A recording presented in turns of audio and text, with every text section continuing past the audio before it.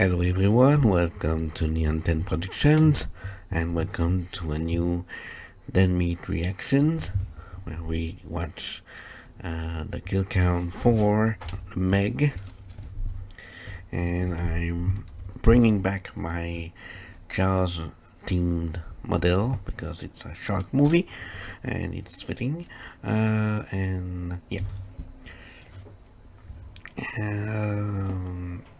Before I start the reaction, I'll just say it's a silly, fun movie. I liked it, and yeah, I hope the sequel will be as good. Or yeah, yeah. It's just silly fun, and yeah. So let's watch the kill count, and yeah. So it's kind of late right now, and I'm trying to keep up with my own brain, which is kind of fading right now. Okay. Anyway, let's start this reaction in 3, 2, 1, go. Hey everybody, we here at Dead Meat want to voice our full support for the WGA and SAG-AFTRA strikes, because without writers and actors, we wouldn't have all the movies that we love to talk about. James and I both came from working class union homes, so we know that when rights aren't given, they have to be fought for. We spoke to a SAG representative to clarify how we should proceed while supporting them. They said to fulfill any previously agreed to sponsorship contracts, so that means that we're going to stick to the original kill count schedule through the end of August. After that, and immediately on the podcast, we're not going to be covering anything made by AMPTP Studios until the strike ends out of solidarity. We're still going to be putting out stuff, but it's going to be not struck work such as indie movies, foreign films, and possibly other kinds of media. You can find more information about all of this from the links in the video description, and if anything changes, we'll let you know. In the meantime, support the strikes and be good people. I mentioned it in my reaction to Winnie the Pooh, Blood and Honey, and yeah, it's important. And if James and Chelsea are how should I say, supporting the strike, I think it's important, and yeah, I'm all for it. Yeah.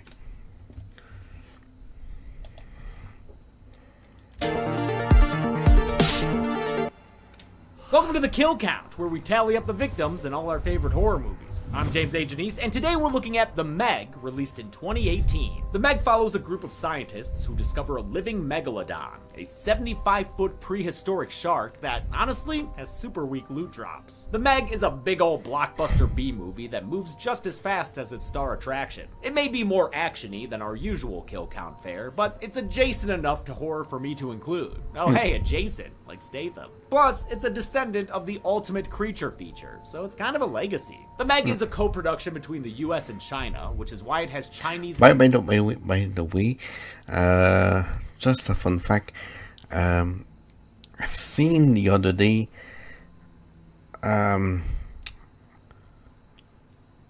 fan-made music video for a song from Iceland Gill that was literally about Jaws, and the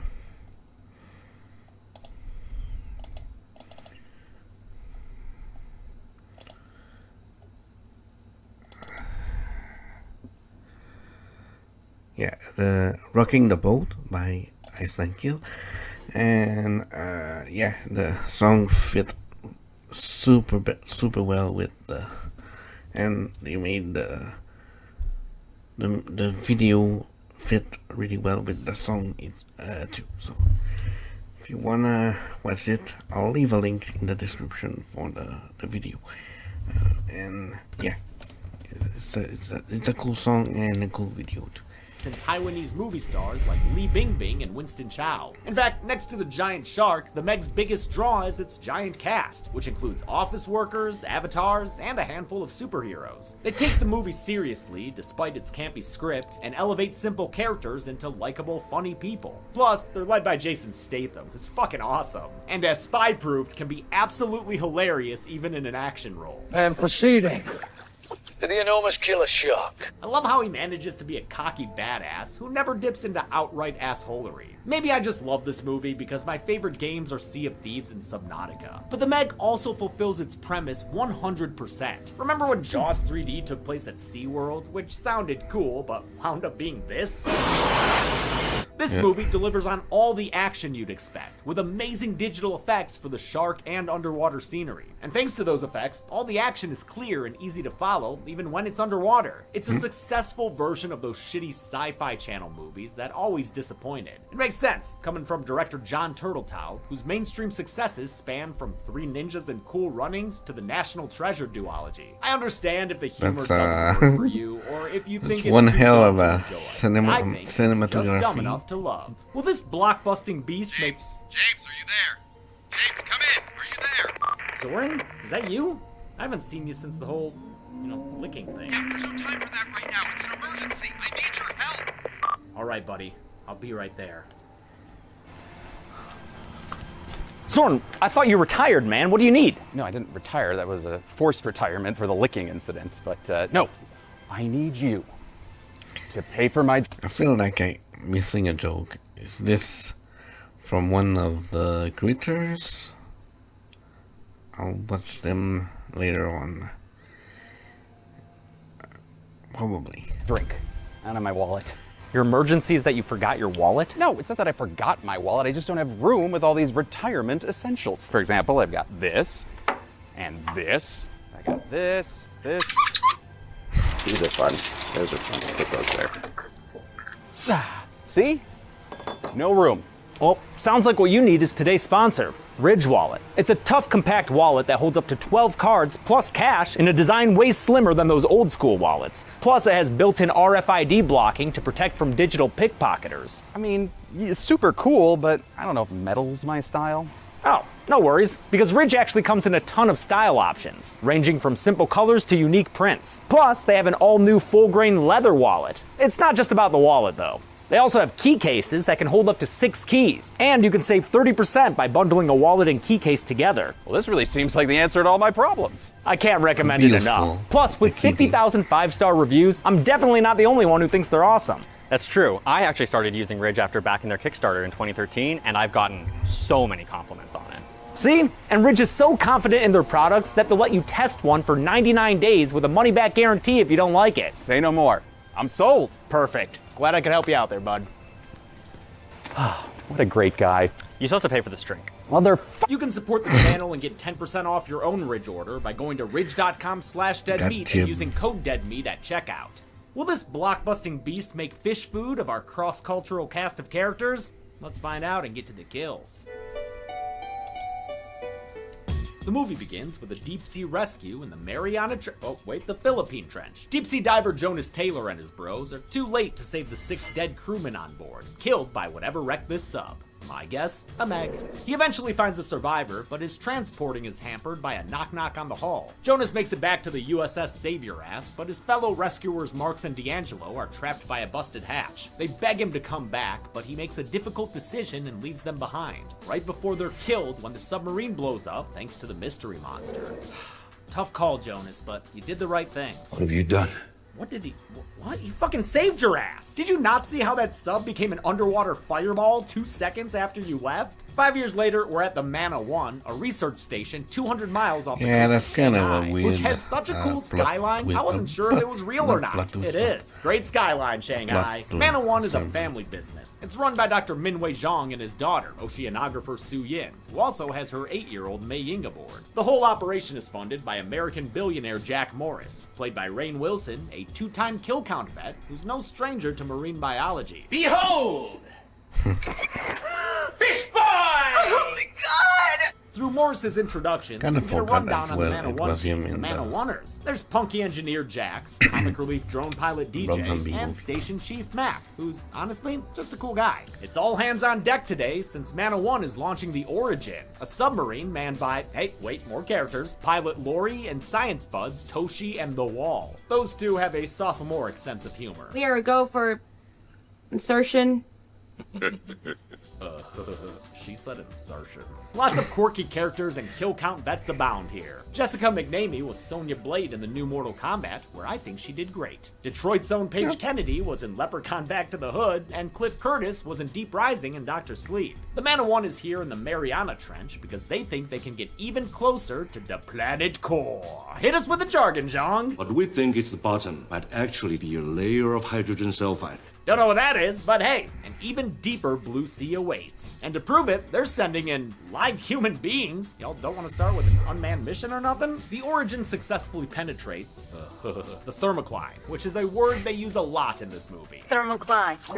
Thermocline. If you're about to look it up like I had to, don't worry, I got you. It's a steep temperature gradient in a body of water where it quickly goes from one temperature to another. That means they've entered a warm water environment that the thermocline has kept separated from the rest of, science. The place looks like the Finding Nemo submarine void. learned It's got something sunwreckers today. and everything. Many of the movie's underwater shots were done by Sony Pictures Imageworks, a visual effects and animation studio probably best known for its work on the Spider-Verse films, and also literally every other Spider-Man movie. Damn. The supervisors did tons of research to make these sequences look as accurate as possible. We even shot lens grids underwater so that we could see how the depth of the water would distort. To populate their underwater environments, they used an in-house program called Sprout, which allowed them to paint with pre-made models. So I could literally sit down with our great artists and say, I want some kelp here, just in front of the camera there.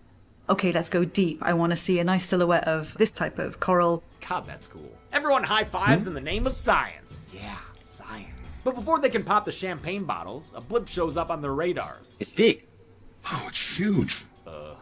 The crew is soon battered out of control by a creature, and they lose contact with the Mana 1. Right before they lost the connection, Lori said something to the crew. Jonas was right! Should I take a shot every time he does a Beavis joke? But Beavis button joke? Seeing as how she's his ex-wife, those words hold a lot of weight. Jonas has been beach bumming it up in Thailand, having lost his career after telling tales of sea monsters. We re-meet him, soaked in sun and booze, while a Thai cover of Hey Mickey plays, which I'm pretty sure was made for this movie. Mac and Zhang helicopter in and do the action movie song and dance with him. Though he and Mac are bros, Jonas says that he's retired. They then play him a tape of his ex-spouse saying he was right, and that's enough to change the mind of any drunk divorcee. Not everyone's excited for Jonas's return. Dr. Heller, the station's medical chief, was part of his old rescue team. You know the guy. What have you done? Dude's still beating the same old drum, which is what cost Jonas his career. Left our friends to die because he had pressure-induced psychosis. He convinces Su Yin that Jonas can't be trusted, so when the Origin takes another hit and Lori sustains a major OSHA oopsie, Su Yin decides to attempt the rescue on her own, which feels irresponsible OSHA. since Jonas arrives literally 15 minutes later. Suyin took a glider 15 minutes ago. He quickly takes stock of the crew. He's not an Office fan, but he does dig Jax. You look like you might actually know what you're doing. Of course she does, dude. She's too sweet! And, you know, kinda looks like she came out of a Matrix video game. Jax is played by Ruby Rose, who first broke through with Orange is the New Black. Jonas leaves to follow in the Evolution. Or, my bad, the Captain Bubbles. At least that's according to Mei Ying, who just says the darndest things. You must be the crazy guy. Mei Ying's precocious, but in a cute, likable way. Plus, Jason Statham's great acting against her. Their scenes are adorable. Su Yin discovers the sunken Origin. I agree. Good thing. Toshi's been writing a goodbye letter to his wife. Damn, that's bleak. Before she can attempt a rescue, her Gungan bongo gets pinballed around by a deep-sea beastie. It's a giant squid, and it looks awesome. But sorry, Squiddy, there's always a bigger fish. It's Megalodon. With her glider too squid-humped to be of any use, Su-yin is forced to return to the surface, leaving Jonas to lone wolf the rest of the mission. He successfully attaches to the Origin, but maybe takes a bit too long bantering with his ex. Tell me this isn't the world's best I told you so. You came all the way here just to tell me that, didn't you? Pretty much. Alright, G2, enough with the battle of the sexes. Let's get a move on. You are at the bottom of the sea, and, the world. Sure enough, the Meg starts to circle back around to attack. With time running out and no powers at his disposal, Toshi stuffs his letter in the wall's back pocket and decides to be a hero's. He sacrifices himself, detaching the Origin and distracting the Meg so his teammates can escape. It's actually pretty sad when the Meg takes him out. Damn, man. If only they had had more time. Tell me this isn't the world's best I told you so. The filmmakers made an effort to differentiate the Meg from previous on-screen sharks like Bruce. The single most important thing for me was that it wasn't just a scaled-up great white shark. They took cues from the Meg's deep-sea environment, giving her gnarly, knobbly skin and a brown mottled color, and extra gills to account for low oxygen levels. They also took some liberties with her size. While scientists estimate megalodons were around 60 feet based on fossilized teeth, movie Meg spans closer to 75. Jonas gets his ex-wife to the medical wing and pretty much out of this movie. And while Su-yin initially blames him for Toshi's death, You left him because that's who you are. You are the guy who leaves people behind. she quickly comes around to apologize and get an eyeful of ripped-ass Jason Statham. How's it going, shawty? Damn it, at 51? Great work, man. Same to Li Bingbing, who's only 13 years younger than her in-movie dad, then 56-year-old Winston Chow. Su-yin likes what she sees, and thus begins her quest to get that Statham D. Bingbing is seriously great, and so likable in these lighthearted scenes. Sucks that her bigger US showcases weren't exactly well received. The Man of One team regroups now that they've discovered a prehistoric animal thought to have been extinct for 2 million years. In light of Toshi's death, they agree to proceed with caution, but Morris wants to charge ahead like a regular J. Bruce Ismay. After the $1 billion bucks he's spent on this place, he wants them to capture a man. Jonas quints at him and tells him to shut up. Man versus Meg isn't a fight. Do a character will. It's a slaughter. Mei Ying's walking around in a Vanellope kind of getup when she learns that the Meg has followed them upstairs. Not sure if a shark can just kind of tread water like that, but whatever, cool shot. Turns out the explosion that killed Toshi also triggered a thermal vent, creating a temporary opening that allowed the Meg to escape. It was foreshadowed up a superhighway for giant sharks. Previous scene. The Man of One's science computer yells at them, and they take a boat to investigate the signal. They find fish bodies and boat parts aplenty, since these were illegal shark poachers. I guess the Meg's become an eco-terrorist. No corpses to speak of, but I will add this scrap from the Meg's plate to the count. The big girl's still Moby-Dicking around, so the crew devises a plan to tag her with a tracker. Actually, Morris comes up with the idea. While antagonistic, he and Keller both have human moments. Hell, Keller even apologizes to Jonas. That's nice. Since a boat's vibrations will summon the Megalodon, Su-yin reasons that only a solo swimmer can get close. Obviously, Jonas volunteers to do it, so he swims out like everything's hunky-dory. Just keep swimming. Just keep swimming.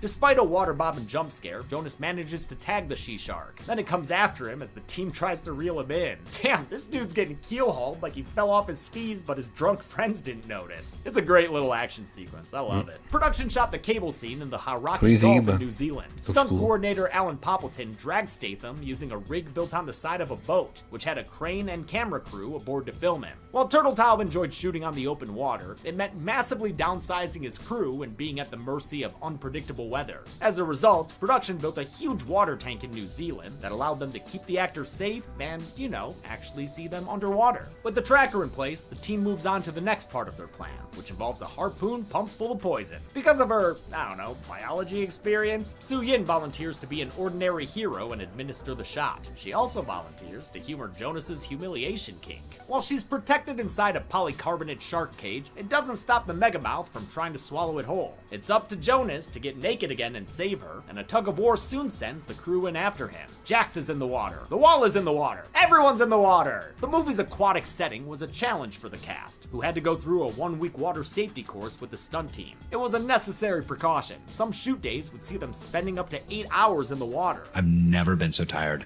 after a day of acting before. Luckily, Jason Statham's background as a diver allowed him to do some of his own stunts, adding even more to his badassery. You know what's really fun?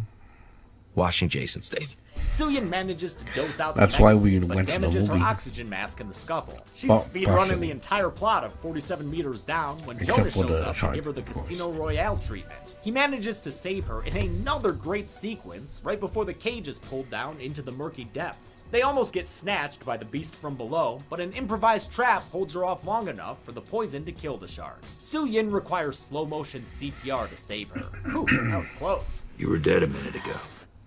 I'm not gonna count that. Besides, she's only been out long enough for the team to truss up the catch of the day, just like Jaws. Also just like Jaws, Jonas realizes this isn't the right shark. I mean, we're only halfway through the film, which means there must be another Meg. A what? Another Meg, motherfucker! A bigger one that swallows the wallows whole as it jumps up and destroys their boat. What did I tell y'all about there always being a bigger fish? You really should have brought a bigger boat! The movie's titular terror was created by Scanline VFX, who won a Scientific and Technical Academy Award for its proprietary fluid simulation software, Flowline. That's probably why they worked on so many water-heavy movies like Aquaman, 2012, and Wakanda Forever. Scanline worked with the film's VFX supervisor, the aptly named Adrian DeWitt. A ton of research went into this thing, including shark swim cycles and muscle movements. The more you get the science right, name. the more you draw them in with the truth, the more real things get.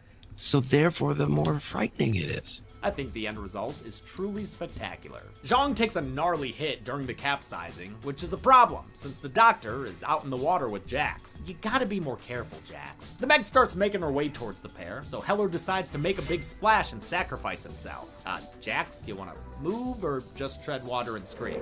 Oh, okay, now she's back to the boat. Alright. Mac manages to get to some lifeboats, but unfortunately, it's too late for Dr. Zhang. He dies of his injuries before they can reach help.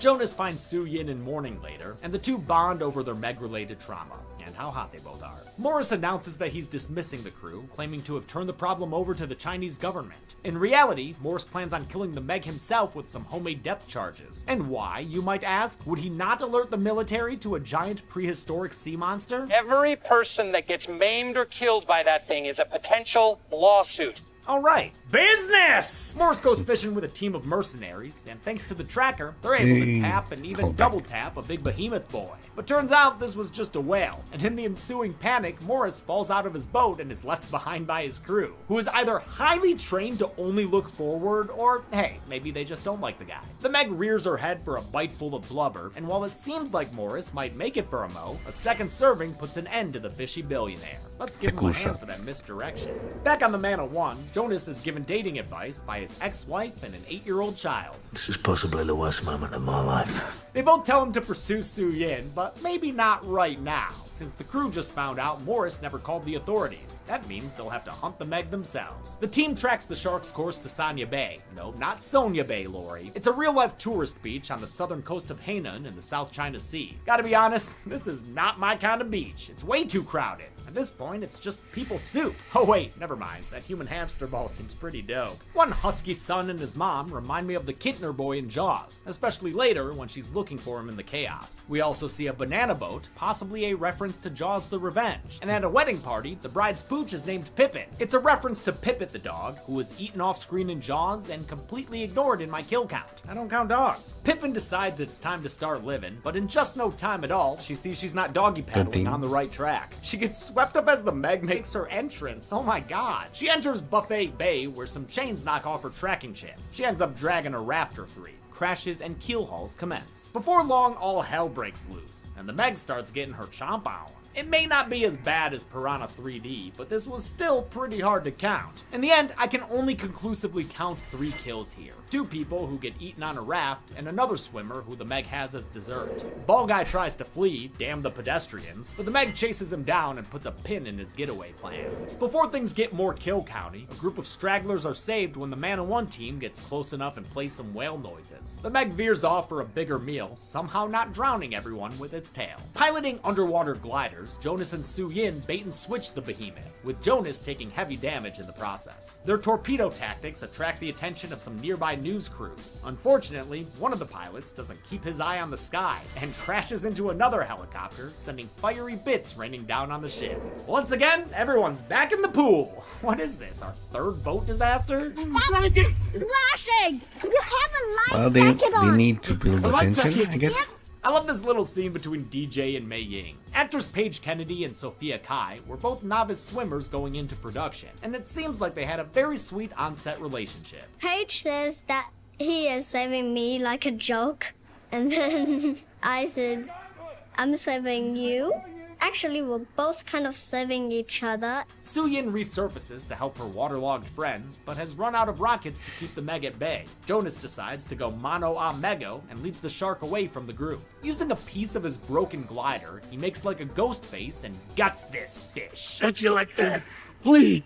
The Meg quickly munches through Jonas's glider, but he counters with an ice stab from a piece of the wreckage. The movie cranks it to 11 when Jonas rides the Meg as it breaches the surface and finishes stabbing her midair. Hell yeah! Jason Statham actually did this stunt practically, which is fucking insane. But changes to the shot required Scanline to replace him with a digi-double. The Statham stand-in looks fantastic, with detailing down to the stubble on his face and head. I also found it awesome that they animated the entire space and then were able to move the so-called camera through it to get a different shot. Science is cool. Miraculously, the big fish still has some bite left in it, but the scene becomes a feeding frenzy as sharks of all sizes arrive to eat the Meg from the inside out. The queen is dead! Viva la revolution! One hungry hammerhead turns his attention towards Jonas, but he's rescued by some timely intervention from Su-Yin. They meet up with the rest of the crew, who have been picked up by that wedding party. And most importantly of all, Pippin survived! Thank God. She's got magic to do. The team finally relaxes with some drinks and trauma blankets. And the movie ends with, ha, Finn, okay, that got a laugh out of me. How many chumps became chum for the count? Let's find out and get to... Oh my God, it's a Meg! Help! Please send help! That's the last I heard from James. He's stuck trying to get to the numbers. And you're the only one who can write him out of it. So you want me to write it to the numbers bit to save James? Sure, I'll come out of retirement. As long as I get another season of They Talk. All right, deal. Now save him.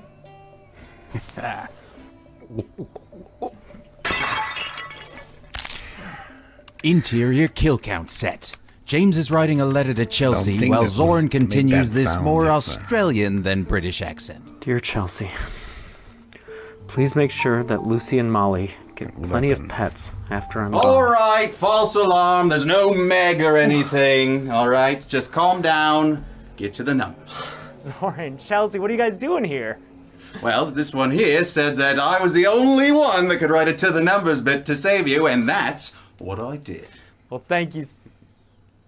Wait, what'd you promise him for this? Another season of They Talk? Yeah, okay, that works. How's November sound? That sounds like a goddamn plan! Great. Oh, yeah, I should probably... Awkward. All right. Thanks. So nice not wearing pants. What? I counted 21 kills in the Meg, with the victims consisting of 18 men, 2 women, and 1 unknown arm. That gives us this deep blue pie chart. Disregarding gender breakdown, this kill count was seen 4 times before on this show. With a runtime of 113 minutes, that left us with a kill on average every 5.38 minutes. I'll give the golden chainsaw the coolest kill to the hamster ball guy. It's not the bloodiest kill in the movie, but it is the funniest, which is probably why they played it up in the trailers. Dog machete for lamest kill will go to Dr. Minwei Zhang, killed by random boat debris before he could make it to the climax of the film. And that's it. The Meg came out in 2018. To cover up an editing problem, I'm gonna mention our merch at deadmeatstore.com. We're always updating it, so go buy stuff. Until next time, I'm James A. Janice. This has been The Kill Count. Thanks a lot for watching this kill count for the Meg. If you made it this far, congratulations. I'll let you know the next kill count. It's motherfucking Scream 6, motherfuckers! So now you can stop asking me when I'll do it, because literally the Blu-ray got to me today, the day I'm filming this. Blu-rays take a while to come out, y'all, and I need them special features for the kill count. After Scream is another trilogy of movies, one that's pretty, graphic. Had to do a lot of censoring for YouTube. Can't wait for those episodes, too. I want to thank some patrons like Larry Wheeler, Chris Golt, Lucas Gillespie, Spooky, Rumblefluken, TJ Welch, Matt Dunn, Graham Lyons, Sean Barney, Stephanie Ray, and Brogan Day. Thanks, everyone. Be good people. Okay.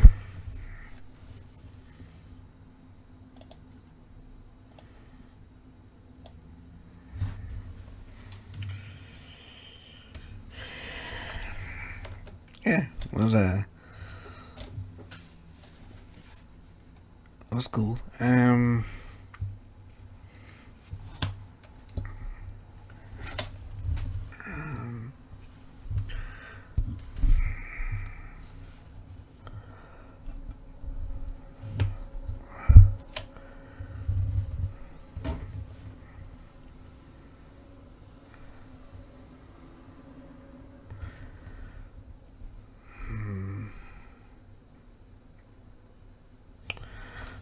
If I agree with the 2 awards. I feel like the death of the father, even though it was kind of bizarre because it was just an impact with the boat, but the resulting scene was touching and emotional with the main actress dealing with the father's death. So I don't think it should be the worst.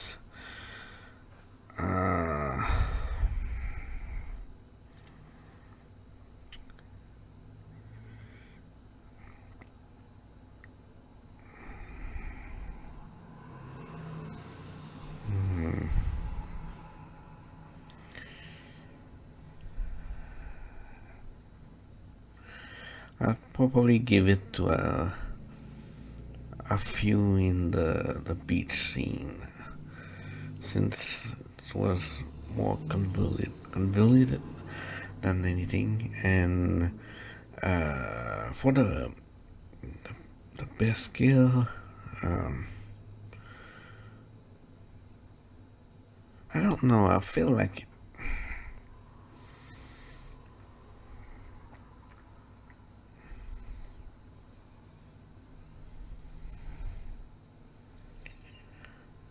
I'd almost give it to either Toshi or the I don't remember the name, but the business guy, because I think the shot with the with the hand left on the carcass of the whale was kind of cool. And yeah, that's my kind of counter result on my like awards, I guess. Yeah.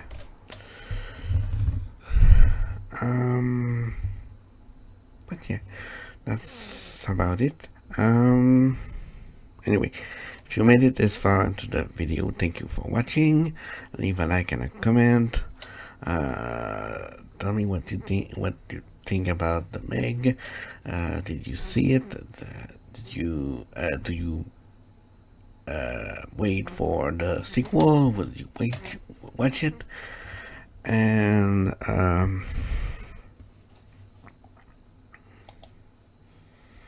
yeah, don't forget to support and subscribe to That Meat. The links will be in the description for the video and the channel, and subscribe to my channel if you want more content. If you missed my previous videos, I will slow down my reactions very soon, but I'm not completely stopping it, just like slowing it down a bit, because it kind of started to take too much of the attention on my channel. And what was how should I say, it was the priority on my channel was my animations, so I want to focus on that from now on. And yeah, So that's about it. And I will do more than meat reactions with the urban legends movies, and after that all of the critters. I decided to group them by franchise, but today the 4 movie I've uploaded today are more like one-off, except for the collection, which was a sequel to another video I've reacted to a few months ago. So yeah, that's about it. So I will see you in the next videos, which will be the urban legends kill count. So see you then. Bye bye.